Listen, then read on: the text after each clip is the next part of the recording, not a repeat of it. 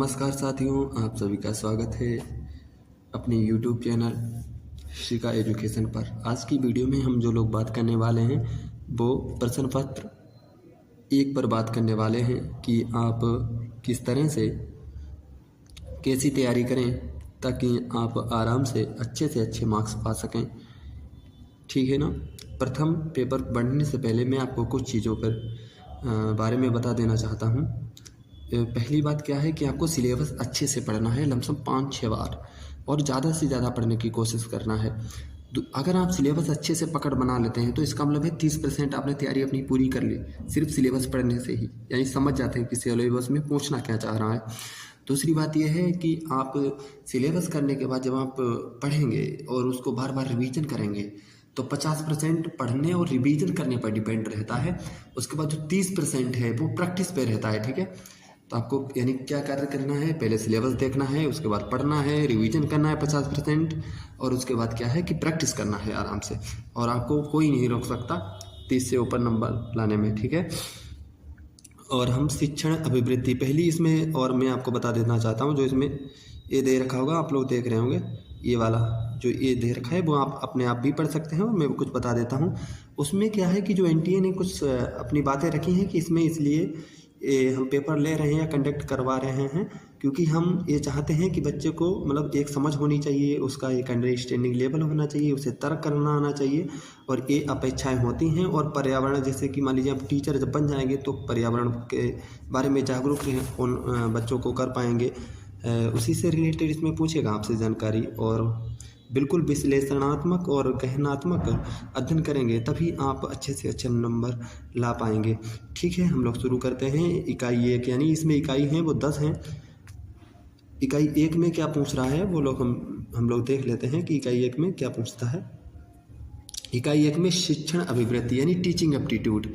इसमें क्या है कि अवधारणाएं पूछता है कि टीचर की क्या अवधारणाएं होनी चाहिए, यानी बच्चों की क्या अवधारणाएं होनी चाहिए, उसी के बारे में ये पूछता है।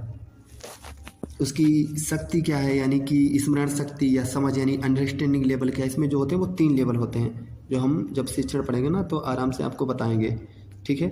उसके बाद में क्या है, जो शिक्षण की विशेषताएं क्या हैं, शिक्षण की, जैसे कि शिक्षण की विशेषताएं क्या हैं, उसके बारे में क्या है कि वयस्क शिक्षक या किशोर शिक्षक, यानी मैच्योर अनमेच्योर, यानी जो बच्चा छोटा होता है वो अनमेच्योर होता है, और जैसे वयस्क हो जाता है यानी रिफ्लेक्टिव माइंड उसके पास हो जाता है, तो उसके बारे में बताया गया है। इसमें भी सामाजिक, भावनात्मक और यानी कॉग्निटिव, साइकोमोटर, इनके बारे में चर्चा हम लोग डिटेल से करेंगे।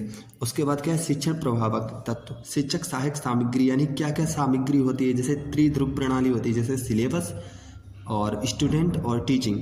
ठीक है। उसके बाद क्या है, ऑफलाइन और ऑनलाइन, यानी जो ऑफलाइन ऑनलाइन जो आपको टीचिंग में मदद करते हैं। मान लीजिए यूट्यूब से पढ़ रहे हैं, ये क्या है, ऑनलाइन तो ही पढ़ रहे हैं, जैसे अतुल्यकालिक और तुल्यकालिक पढ़ेंगे आप संचार में। ऐसे क्या है, एक शिक्षण सहायक प्रणाली, शिक्षक सहायक प्रणाली, यानी कि जो शिक्षण में आपके काम में आती है, जैसे कि शिक्षण सहायक परंपरागत, यानी जो एक परंपरागत है, जो ट्रेडिशनल है, यानी कि मौखिक, जैसे बच्चों को रटवाना या ब्लैक बोर्ड पे कुछ समझा देना। और एक दूसरी क्या होती है, आईसीटी आधारित। आईसीटी आधारित क्या है, जिसमें जो टीचर है वो नए मॉडर्न जमाने के हिसाब से पढ़ाता है, जैसे कंप्यूटर या फिर डिजिटल बोर्ड से पढ़ाता है। ये क्या है, आईसीटी आधारित। मूल्यांकन प्रणाली, अब इसके बारे में जी इससे क्वेश्चन हर पेपर में, हर शिफ्ट में बनता है कि आप मूल्यांकन प्रणाली कैसी होती है, उसके बारे में हम लोग अच्छे से जानकारी ग्रहण करेंगे जब हम लोग इस पर चर्चा करेंगे। उसके बाद क्या है, आईसीटी। देखिए एक बात और ध्यान दीजिए कि जो आईसीटी में जो पोर्शन है, ठीक है, वो ऐसा कोई इसमें यूनिट नहीं है जिसपे आईसीटी थोड़ी बहुत लागू ना हो, चाहे वो हायर एजुकेशन हो, चाहे वो रिसर्च हो, चाहे वो संचार हो। संचार में तो आईसीटी का ही काम है आजकल। ठीक है। उसके बाद हम लोग दूसरी यूनिट देखते हैं। दूसरी यूनिट में क्या है, शोध अभिवृत्ति, यानी कि रिसर्च एप्टीट्यूड। इसमें क्या है, शोध का अर्थ क्या है। इसमें जो हमसे पूछता है ना एनटीए, तो वो पूछता है कि इसका अर्थ क्या है, इसकी विशेषताएं क्या है, या पोस्टिविज्म क्या है, या प्रत्यक्षवाद या उत्तर प्रत्यक्षवाद। यानी प्रत्यक्षवाद का मतलब होता है एक सामने, एक प्रत्यक्षवाद मतलब होता है कि यानी भावनात्मक रूप से। तो ये हम डिटेल से जानेंगे। शोध पद्धतियाँ क्या हैं, यानी कौन कौन सी पद्धतियाँ, प्रयोगात्मक क्या है, विवरणात्मक क्या है, ऐतिहासिक, गुणात्मक, मात्रात्मक, ठीक है। और शोध के चरण क्या हैं, कि सबसे पहले जैसे कि हम प्रॉब्लम प्राप्त कर देंगे ना, कि अगर आपको यही नहीं बताओ कि समस्या क्या है, तो सबसे पहले हम क्या करते हैं, आइडेंटिफाई द प्रॉब्लम, ठीक है। इसमें शोध के चरण में होता है। आपको इंग्लिश में टर्म इसलिए मैं इंग्लिश में बोल रहा हूँ ताकि आपको दिक्कत ना हो, क्योंकि पेपर में जब बैठेंगे अगर आप सिर्फ हिंदी पर ही ध्यान देंगे तो मुझे नहीं लगता कि आप 30 से ज़्यादा नंबर ला सकते हैं, यानी 30 से ज़्यादा क्वेश्चन सही कर सकते हैं, क्योंकि जो हिंदी की उसमें शब्दावली होगी वो इतनी टफ होगी, आपके समझ ही नहीं आएगा, ऊपर ऊपर उतर जाएगा। हालांकि हिंदी साहित्य जिन बच्चों का विषय है वो समझ सकते हैं, लेकिन बाकी और जो अदर स्टूडेंट हैं जैसे पॉलिटिकल साइंस या फिर हिस्ट्री वाले या जियोग्राफी वाले, उनके लिए कहीं ना कहीं फिर दिक्कत सामना करना पड़ेगा। उसमें क्या है कि फिर जो है इसका शोध का प्रबंधन कैसे करते हैं, फॉर्मेट शैली उसके बारे में, यानी जो उसकी शैलियाँ हैं वो कौन कौन सी, शिकागो शैली है या फिर ऐसे ही आदि आदि। इसमें आईसीटी का प्रयोग क्या होता है कि जैसे जब इसका हम टेस्ट करते हैं तो जो टेस्ट में सॉफ्टवेयर यूज होते हैं, या फिर कोई चोरी तो नहीं की है आपने, तो शोध नैतिकता में यानी चोरी के बारे में बताया जाता है, जो कि हर बार ये क्वेश्चन इससे पूछता है। उसके बाद हम लोग आगे बढ़ते हैं। फिर ये क्या है, तीसरी यूनिट है वो है बोध, यानी बोध में क्या है, इसमें एक गद्यांश दिया जाएगा जिसमें 5 प्रश्न पूछे जाएंगे, आप आराम से दे सकते हैं। उसके बाद एक है संप्रेषण यानी कम्युनिकेशन। इसमें क्या है कि संप्रेषण का अर्थ क्या है, जैसे कि हम एक दूसरे से बात करना ही संप्रेषण कहलाता है, या फिर इसके लक्षण क्या हैं। प्रभावी संप्रेषण आप कैसे बनाएंगे, प्रभावी संप्रेषण आप कैसे, यानी कैसे आप एक ऐसी बात रखें जो लोग प्रभावित हो जाएं आपकी बात से। या सांस्कृतिक या सामूहिक संप्रेषण, कक्षा संप्रेषण मेन ये है जो कि क्लासरूम कम्युनिकेशन बोला जाता है। प्रभावी संप्रेषण की बाधाएं क्या हैं, यानी आप जब बात करते हैं तो क्या क्या बाधाएं उत्पन्न होती है, कि हिसाब से समझ सकते हैं। और फिर जन मीडिया और समाज के बारे में ये संप्रेषण बताया गया, यानी मास मीडिया, ठीक है। संप्रेषण, और हम आपको ये भी बताएंगे कि आपको अगर मैथ सही नहीं है, यानी अच्छे से आप मैथ नहीं आता है आपको, तो किन किन यूनिट पर ज़्यादा ध्यान देना है आपको। अगर मैथ आता है तो किस किस यूनिट पर ध्यान देना है, ठीक है। आगे बढ़ते हैं। उसके बाद हम देखते हैं कि गणितीय तर्क और अभिवृद्धि, यानी मैथ इसमें पूछता है, यानी तर्क के प्रकार क्या हैं, कि जैसे कि सदृशता मूलक क्या है, एनोलॉजी जिसे हम एनोलॉजी भी कहते हैं, उसके बारे में चर्चा करेंगे। संख्या श्रेणी, अक्षर श्रृंखला, कूट और संबंध, यानी कि जो रीजनिंग का पार्ट है, आप आसानी से, अगर आपने रीजनिंग पढ़ी होगी कभी, तो आप आसानी से कर सकते हैं। गणितीय अभिवृद्धि यानी अंश, इसमें क्या है कि यानी हिस्सा, समय और दूरी, अनुपात, समानुपात, प्रतिशत, लाभ हानि, ब्याज, यानी इसमें से आप समझ लीजिए कि आप 10 घंटे की अगर हमसे क्लास लेंगे या फिर किसी अदर टीचर से क्लास लेंगे तो आराम से इसे कवर कर सकते हैं। बस यह है कि हम बेसिक से इतना पढ़ाएंगे, बस ये मत कहिएगा कि कैसे बच्चे वाले पढ़ा रहे हैं आप। अगर ये कहेंगे तो मुझे नहीं लगता कि आप सीख जाएंगे। अगर बिल्कुल मैथ नहीं आता तब भी सीख सकते हैं, और जिसको आता है वो नहीं सीख सकता, क्योंकि खाली पेज पर, यानी जो सिर्फ पेज, कोरा पेज जिसे कहते हैं, देसी भाषा में कहते हैं, जो कोरा पेज होता है उस पर हम कुछ भी लिख सकते हैं आराम से, लेकिन जो लिखा हुआ होता है उसे मिटाने या फिर साइड में लिखना पड़ता है, जिससे कि दिक्कत होती है।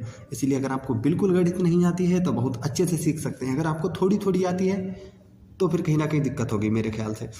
उसके बाद हम लोग जो छठी युक्ति है, जो युक्ति तर्क है, इसमें यह समझिए कि 6 या 7 के बीच में नंबर का जो आता है क्वेश्चन जरूर आते हैं, और ये आपको कठिन लग रहा है लेकिन सबसे यूनिट इजी मुझे यही लगता है। उसमें क्या है कि युक्ति के ढांचे बोध, युक्ति के रूप, निरूपाधिक तर्क वाक्य, यानी जो तर्क होते हैं, जैसे सभी कुत्ते बिल्ली हैं, सभी बिल्ली कुत्ते हैं, जैसे अदर वनडे एग्जाम में पूछा जाता है वैसे ही पूछता है। बस उसमें क्या है कि आप कंक्लूजन देते हैं, इसमें कंक्लूजन नहीं, इसमें ये पूछता है कि ये ठीक है या नहीं ठीक है। जैसे कि मैं आपको उदाहरण एक देता हूँ, जैसे अफीम एक जहर है, ठीक है, आप सुन पा रहे होंगे, अफीम एक जहर, मैं लिखने में असमर्थ हूँ, अभी नया नया है ना इसलिए नहीं लिख पा रहा हूँ।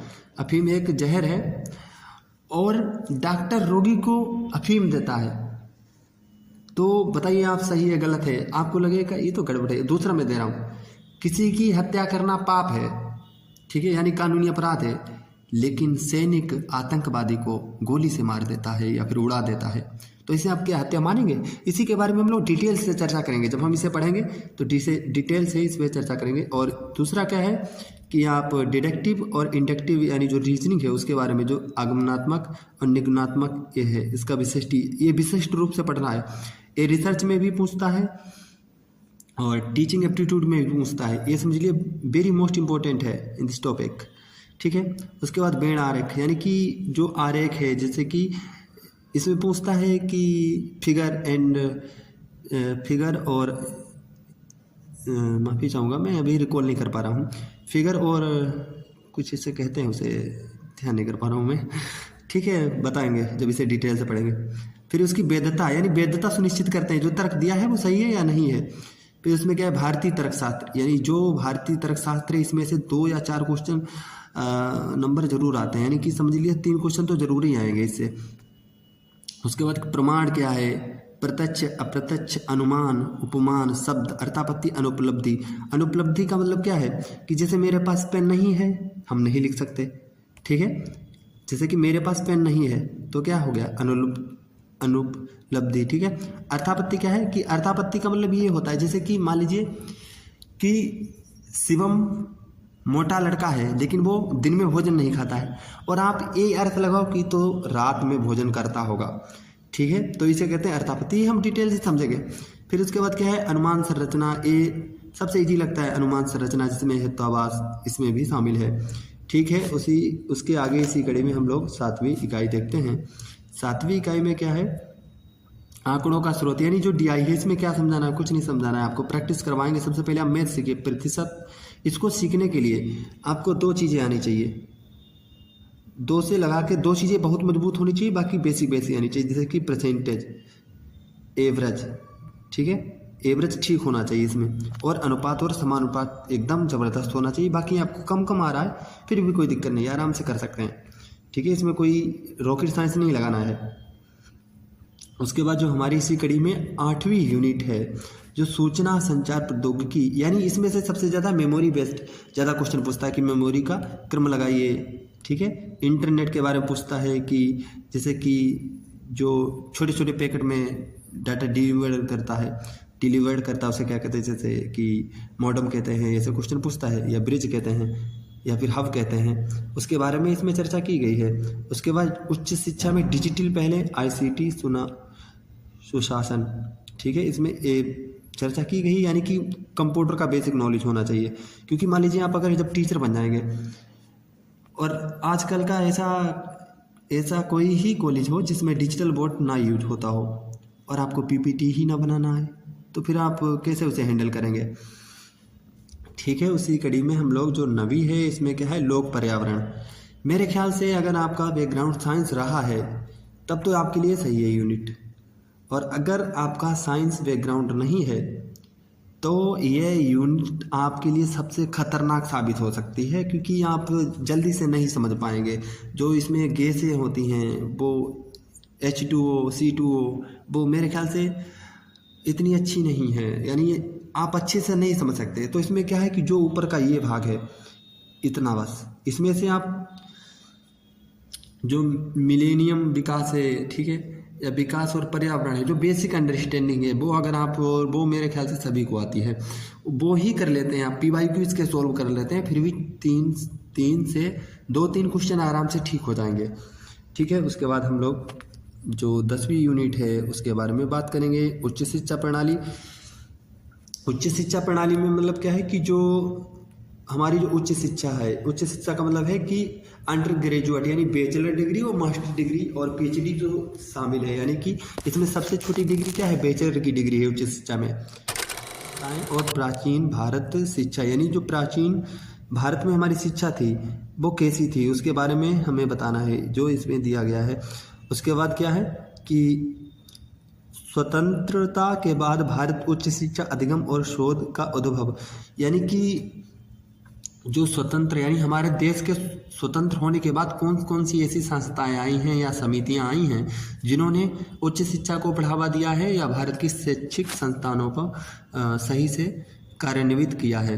भारत के प्राच्य, पारंपरिक, गैर पारंपरिक अधिगम कार्यक्रम यानी जो लर्निंग सिस्टम है वो कौन कौन से हैं उसके बारे में हम लोग चर्चा करेंगे जब इसे डिटेल से पढ़ेंगे।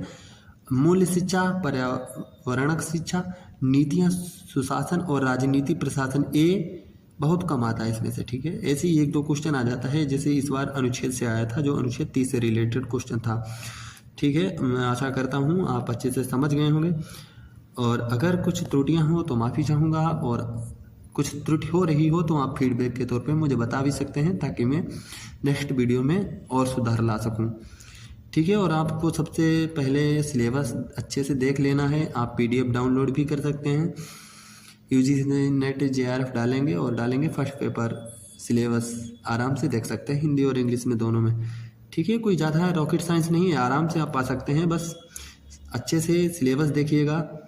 आप स्क्रीनशॉट भी ले सकते हैं, और आप बताएंगे तो PDF भी प्रोवाइड कर दी जाएगी आपको, ठीक है। धन्यवाद। ज़्यादा वीडियो ना लंबी करते हुए, और मैं बताऊंगा कि आपको किस तरह से रणनीति बनानी है, ताकि आप अच्छे से इसको पढ़ सको और अच्छे नंबर पा सकें, ठीक है। नमस्कार।